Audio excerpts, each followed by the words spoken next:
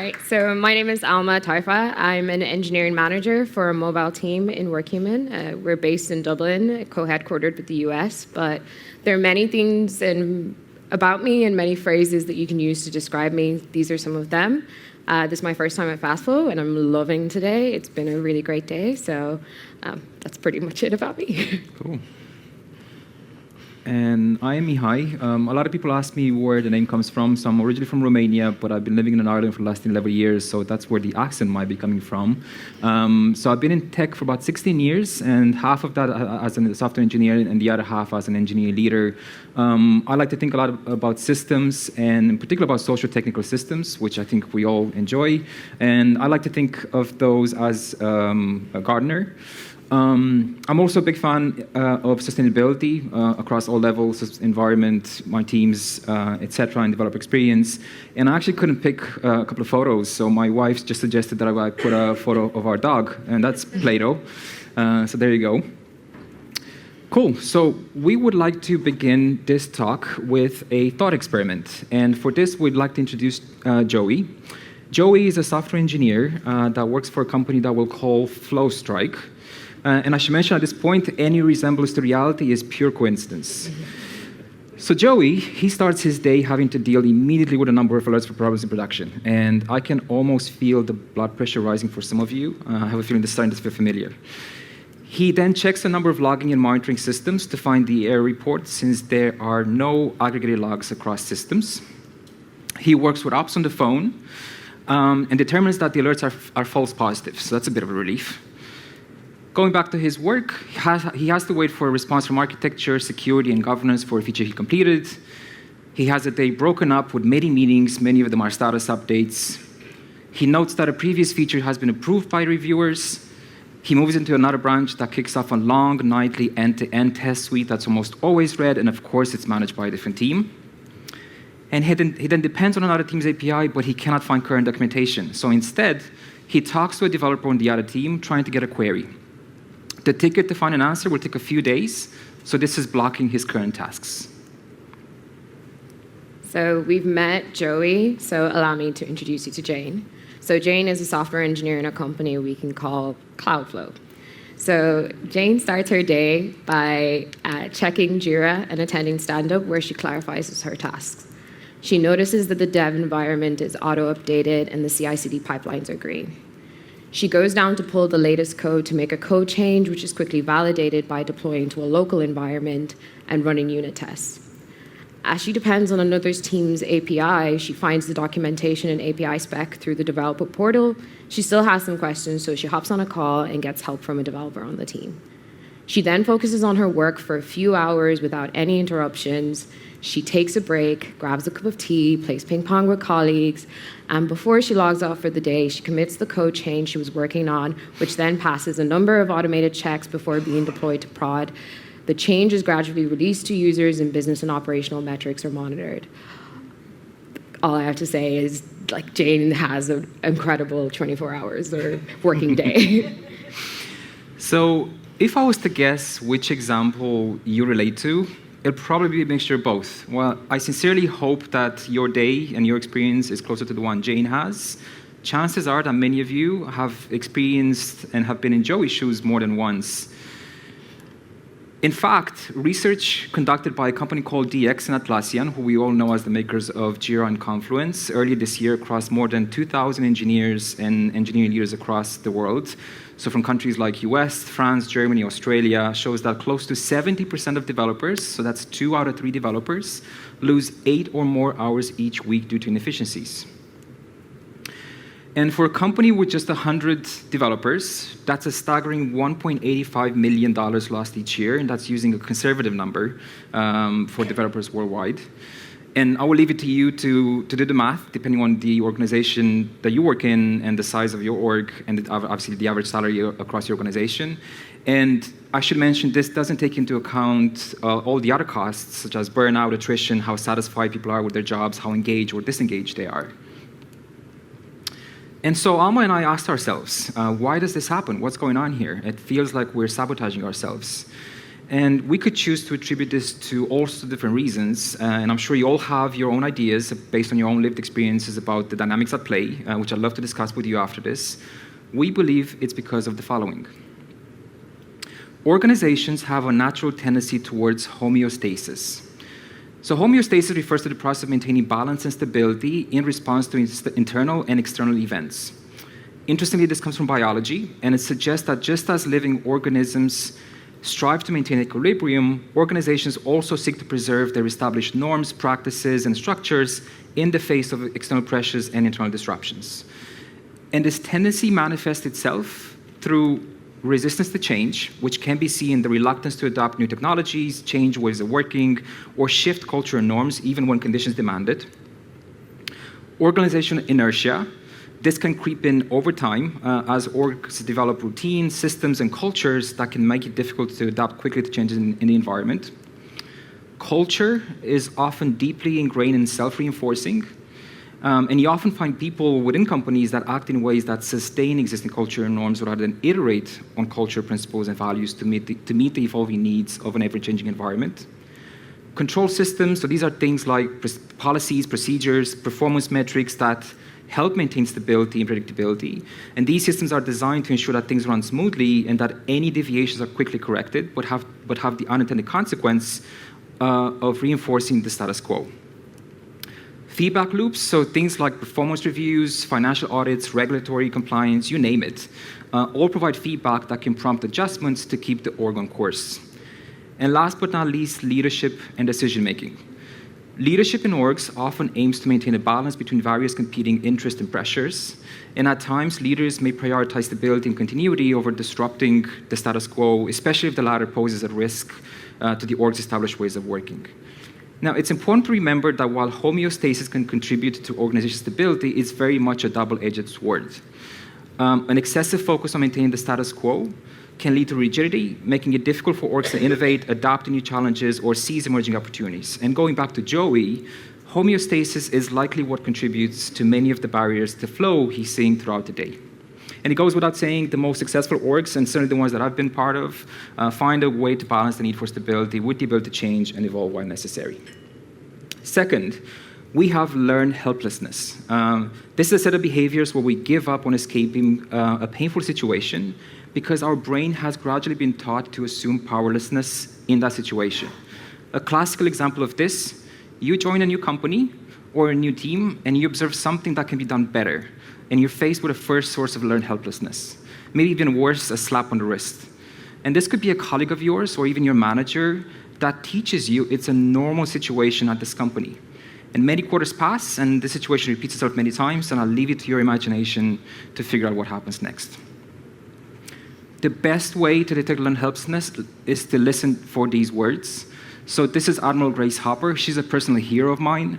She's a pioneer in computer programming and the inventor of the first compiler. She's someone, if you work in technology, she's someone that we all owe our livelihoods to. So I think we owe it to her to listen. She said this many times. The most dangerous phrase in the language is, "We've always done it this way," or "That's never going to work here." And that's what learned helplessness sounds like, so watch out for that. And last but not least, the iceberg of ignorance. Now, the first thing I'd like to point out is that this goes both ways. We have the iceberg as seen in this image, but we can just as easily turn it upside down. So as a metaphor, it's far from perfect, but it's still a very good analogy for problems being hidden under the surface. Worth noting that these problems can be hidden willingly or unwittingly, and leaders play a critical role in either suppressing these problems or enabling their teams to bring them to the surface, or better yet, empowering them to solve problems on their own or finding a way to make them part of the solution. So what can be done about it? Can we measure flow? Can we measure Joey's experience? Can we get our arms around all the roadblocks Joey is having and do something about it? So some of you may be familiar with this quote from Peter Drucker. He's often referred to as the father of modern management. You can't manage what you don't measure, or you can't improve what you don't measure. I have personally quoted this many times in the past without even second-guessing it. In fact, it is one of the quotes that's most frequently attributed to the great man. The most frequent one, in case you're wondering, culture eats strategy for breakfast. And because both quotes are so often attributed to Drucker, archivists at the Drucker Institute decided to do an exhaustive search through all his writings and speeches to see when and in what context Drucker penned and/or spoke those words. Turns out, there is no evidence whatsoever that Drucker ever wrote or spoke the phrase. In fact, it was Deming, the father of the quality movement and often credited with revolutionizing Japan's industry post-World War II, who said it. Deming was a huge proponent of statistical process control, so a measurement guy at heart. Except that this quote is taken out of context, and what he actually said was, "It is wrong to suppose that if you can't measure it, you can't manage it." A costly myth. Or did he? Who knows? He did. This has been confirmed by the Deming Institute. He published those words in his 93 book, The New Economics for Industry, Government, and Education. So, Deming actually said that, but in a sentence constructed to convey exactly the opposite. Now, this was a long-winded way of saying not everything that's important can be quantified, and focusing solely on measurable metrics can lead to a shallow understanding of critical aspects, such as understanding what's impacting Joey's day-to-day, how productive your engineering team or your organization is. And if there's one thing to remember from this is that qualitative data provides context for quantitative data. Cool. Thank you. So Mihai has done a great job of painting the picture of why and how interruptions to flow tend to occur in organizations and how the insights our people or developers have could be a key to realizing our biggest obstacles and doing something about it. So we want to leave you with practical tips that you can use in your day-to-day. And in order to do this, I want to bring this a little bit closer to home. I would like to introduce you to my team and some of the work that we at WorkHuman have been doing around developer experience. So just a little bit of a background. I am the proud engineering manager of our mobile team. We consist of a principal engineer, 2 native Android, 2 native iOS, a backend, and 3 QAs. And so about a year ago, our primary way of gathering feedback was from retrospectives or one-to-ones. So this method was working well, but not all paper cuts or frustrations in the development and deployment process was captured in the retros. And unless I had a one-to-one with someone on the team while they were having a particularly frustrating week or day, I wouldn't know all the issues that they've had that day or since we last met. So towards the end of last year, and through the efforts of some developer experience advocates within the organization, we completed the procurement process for a tool called DX, and I think it was measured at the panel conversation. So the quote above was chosen deliberately as it's from Abhi Noda, who's the CEO and co-founder of the company called DX. So DX is a developer intelligence platform or a surveying tool designed by leading researchers such as Nicole Fostering and Margaret Story, and it gives you insights into developer productivity and developer experience across teams and organizations and different departments. So it is truly a powerful and beautiful system. It can raise up the #1 area your team would like to see improved, and it gives you strategies that you can use to improve them, and also you can visually see what are systemic issues and local issues across multiple teams. And in case you're wondering, no, I am not getting any commission from DX, I just really like them. So let me walk you through a timeline of activities. In late October, the DX tool was introduced to WorkHuman's product engineering, platform, architecture, and infrastructure teams. This was basically all initiated by folks who realized that there were inefficiencies in our process. They wanted to do something about it, and they were passionate about creating an environment where engineers could thrive. So in early November, the first snapshot of the survey was closed. It's a quarterly snapshot that happens, or a quarterly survey, and the insights were evaluated. So for the whole organization, documentation was #1, but for the mobile team, deep work was the #1 area that they wanted to see improved. As for a definition, deep work is defined as the ability to focus on tasks without distraction. It's achieved by minimizing interruptions and context switching, as well as fostering an environment in which engineers are able to manage their time. So due to holidays in December, the proposal to improve deep work was drafted in January and shared with the team for feedback. So as an engineering manager, I can recall very few times I've seen pure joy in my team, and showing them the contents of the draft proposal, they were beaming. They were so happy to see that they will actually have time to focus on work. So most of the strategies we chose to adopt were very much quick wins. So reassessing recurring meetings and adopting no meeting days and preferring asynchronous status updates. And to evaluate the trial, we chose to monitor qualitative and quantitative metrics. So we were looking at weekly time loss and speed. So those were the qualitative metrics we were monitoring, as well as some, because they are perceived values, but we also looked at 2 DORA metrics, deployment frequency, and mean lead time for changes. What we wanted to see with those values is see them actually just being maintained or improved upon. So those were the quantitative metrics we were monitored.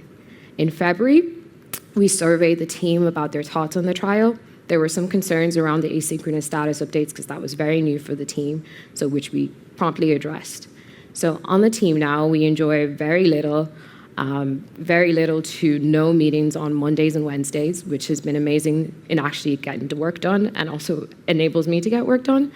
But so all I've been trying to accomplish here by showing you this timeline is that it's very easy, relatively easy to get insights from developers if your devs want to convey that and if they feel safe to share their frustrations.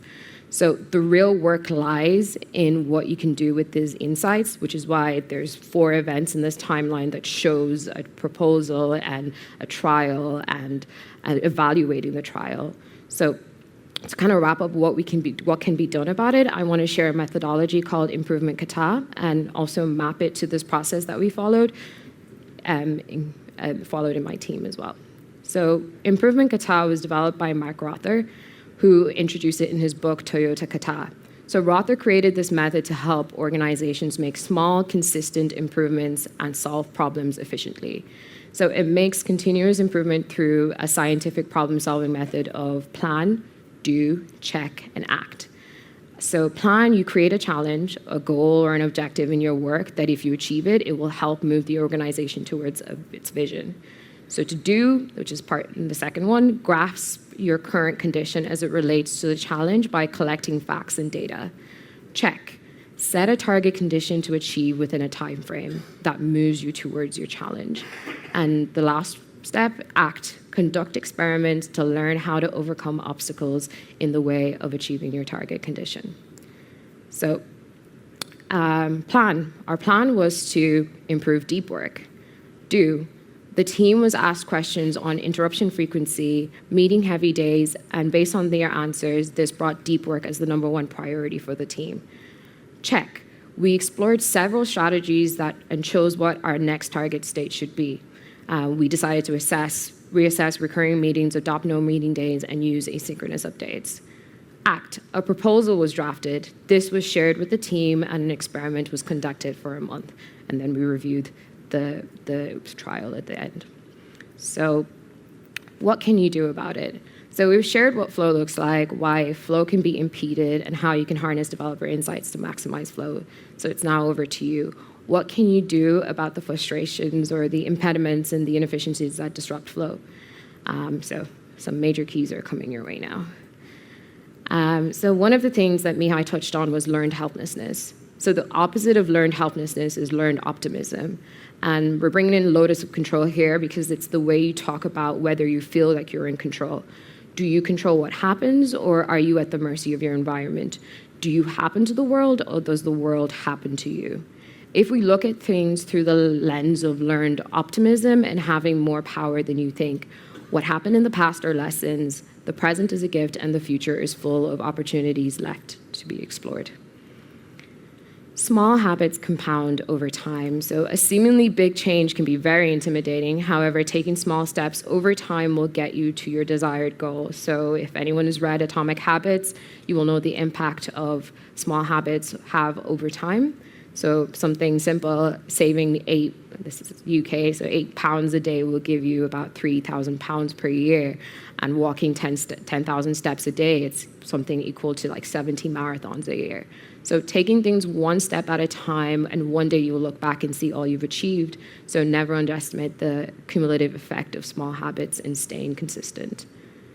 Roof shots and moonshots. So when things are feeling overwhelming, like a difficult challenge that seems very difficult to overcome, start where you are and figure out what the single best next step you can take. So know where you are, which are your where you're going, which are your moonshots, but be prepared to make pit stops, which are your roof shots, along the way that get you closer to your goal. So for leaders and the audience, what can leaders do about it? The first thing that comes to mind is to think of your team or your org as a garden. The modern workplace, our organizations, are complex adaptive systems. They're an ecosystem of interdependent orgs, groups, and individuals. And by taking a gardening mindset, we acknowledge the unpredictability, the interdependence, and the limited control inherent in ecosystems. Gardeners, unlike mechanics, who rely on predictability, control, uniformity, they accept unpredictability. They take small steps, they experiment, and adjust based on feedback. To add to that, the gardener analogy is not accidental. Leaders must also cultivate and nourish an environment of trust and psychological safety. Trust, because when we believe and trust in the potential of our teams, we draw that potential out. Trust is a trampoline for people to try out and experiment with their ideas and initiatives. Psychological safety, because it is critical in creating an environment where people are encouraged to take some risks and experiment with their ideas. And as leaders, we are the safety net to catch them if they fall. Leaders also have a responsibility to encourage what's known as double loop learning. So this is a process of learning that goes beyond solving immediate problems by questioning and changing the underlying assumptions, values, and principles that led to the problem in the first place. It encourages deeper reflection and more transformative change compared to single loop learning, which focuses only on correcting errors without challenging the broader context. A classic example of double loop learning are things like retros or incident postmortems, assuming they're done right. Your developers are the ones that are navigating the system's challenges daily. Talk to them about what stands in the way and what are their barriers to flow. Trust that the insights they give you matter, their feelings and their emotions matter, and how they perceive certain things in their environment matters. And remember that when you trust your people, you draw their potential out. And last but not least, treat people as responsible adults. Enable them to experiment and interact with their environment in a way that's safe to learn. So to summarize the last few minutes, we've shared why and how flow is impeded, how you can harness developer insights to maximize flow, and what you can do about it. So we hope we've given you some tools to add to your toolbox in not only getting insights, but doing something about them and iterating on that feedback. So the takeaways from this are you have more power than you think. Big problems are a lot of little problems together, and you may not understand the full context, so think locally to solve big problems. Mine for qualitative and quantitative insights. Data is data, and both are needed to paint the whole picture. Lastly, do not underestimate the impact of sustained consistency and small changes compounding over time. So before we leave you, we have one ask. We've thrown a few things, and throughout the day, you've probably heard a lot of things. So before the next talk, we want to give you some time out just to reflect. At your own time. You don't have to, we're not giving you 1 minute awkward silence. So if you have your pen and your notes app or whatever you've been kind of writing your notes, so think about your own context, think about your own space. What's the one thing you can commit to from tomorrow or next week that you know that you can positively impact your environment and maximize flow? And the key word here is small. Think about it, write it down, remember as well that you have more power than you think. So, thank you.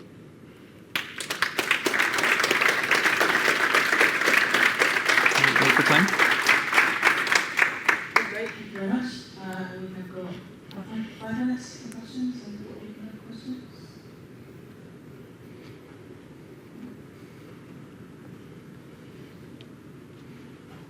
Hello, you mentioned DX tool added to a system. What's the tool and what's the system? What was the relevance of that to the feedback loop? Right, so DX is it's a tool I said that we procured as an organization. So it's basically a surveying tool, and there's different drivers that it measures, I guess, company-wide. So how it works is that the engineers are prompted through Slack, and it's a 3-minute survey, and it's asking specific questions, and all of that gets compiled. So I think the beauty of it is that you don't have to start, I guess, assessing lots of data and trying to make sense of it. They do all that insights gathering for you, and it's basically in a portal. And the beauty of it is that the transparency and the visibility of it, anyone can go in, see what the results are. There's also a space for comments, so you get we've been seeing a lot of detailed comments from people around managing tech debt, documentation, or deep work. And you can also compare values with different teams in the department and organization. So there could be a team that's outperforming in a specific driver, so you can go check in with them and see what they're doing well. So it's really a great tool. Hope that answered your question. Any more? Some question in the back. Great talk, by the way. Thank you very much. You mentioned you were looking at your DORA metrics, and you were measuring particularly the throughput metrics. Were you also able to see the stability metrics and the outcomes that you saw there? So I wasn't looking at those metrics specifically because I was just looking at the internal to the team, first of all. So no, the answer is no. We weren't looking at those metrics in the team, but the team has very low, because those ones are more kind of production value. So those were kind of separate. We have very kind of low errors in production. So that's not something that we were primarily focused on seeing changed. If I can just add one thing to that, I would consider the DORA metrics to be very insightful. They're very much objective. You get data out of your systems, whereas the DX platform, what they give you is more qualitative, if you will. So if you bring those two together, I think you have a more holistic picture of what your organization is like and how performing they are. So if you were to ask me, which ones I would choose, I'd say both. I think you do need both. You do need those insights into your system metrics and your operational stability and mean time to restore and all those. But you also need to hear from your developers about how the system is performing and kind of what their lived experience is with it.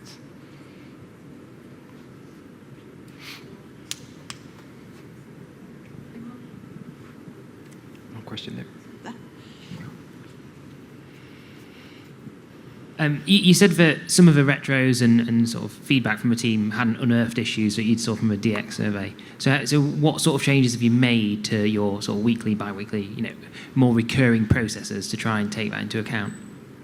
Yeah, so the thing is, the DX survey kind of talks about things in terms of the deployment process and deployment and the development process that we won't necessarily flesh out in retro. So in retros, what we're talking about is what went well, what didn't go well, and things that we should watch out for in the future. So oftentimes there's things that happen during the week where it wouldn't be, I couldn't, like for example, recently there was an issue with pre-prod databases. That was not a thing that came up in the retro, but it delayed the team from being able to do any testing that week. But that was not something that kind of fleshed out in our retro session. So I can't think I've forgotten the question of it. But so into our weekly process, like that's kind of more or less it. It's just we're using both. We still have retros. I still have one-to-ones. I'm surfacing things in those spaces, but I'm just using DX as an added tool because there's an element there of comments. And again, all data is data, and it's helping form and paint a picture of how the team is kind of performing. Cool. Right, we're going to pause. Yeah, but time up. So great. Thank you very much, Alma and Mihai. Thanks so much. Thank you.